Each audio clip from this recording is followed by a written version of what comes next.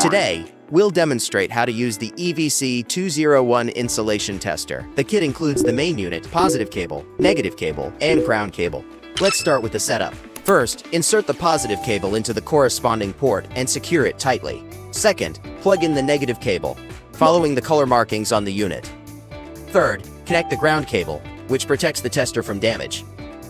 Now let's go over the buttons. This is the power button. Hold it for 3 to 5 seconds to turn on the tester. Next is the comparison test button. This one controls the backlight. This button switches between AC and DC. This key toggles between timed measurement and continuous measurement. And this is the test start button. Let's begin the operation demo with the cables connected. We have connected the cables now. First, continuous measurement. It starts timing and runs non-stop until you press stop. The resistance value updates in real time. Press stop to end. Second, timed measurement. You can set 5 seconds, 10 seconds, etc. Let's set 10 seconds. Then press start. It will test automatically and stop when time is up. It has stopped. We just explained how to use these buttons. Now let's explain the adjustment buttons. For the comparison test, what are the left and right buttons for? They are used to adjust the comparison resistance value. Left and right are for decreasing and increasing. Up-down buttons set the output voltage, max 5000 V. We adjust it by pressing the up and down keys.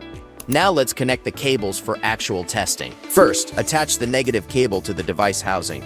The green ground cable can be connected to external grounded equipment like a lift. It's optional but protects the tester. Plug the positive cable into the high voltage connector. Before use, calibrate the tester to verify it works properly. There is a built-in 200 MHz resistor for calibration. Set the reference resistance to 200 MHz. This step is optional, just for comparison.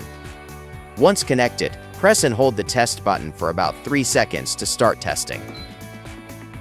The reading shows 198 MHz, close to 200 MHz with a normal tolerance, meaning the tester is functioning correctly. Now you're ready to use the EVC201 insulation tester for your work.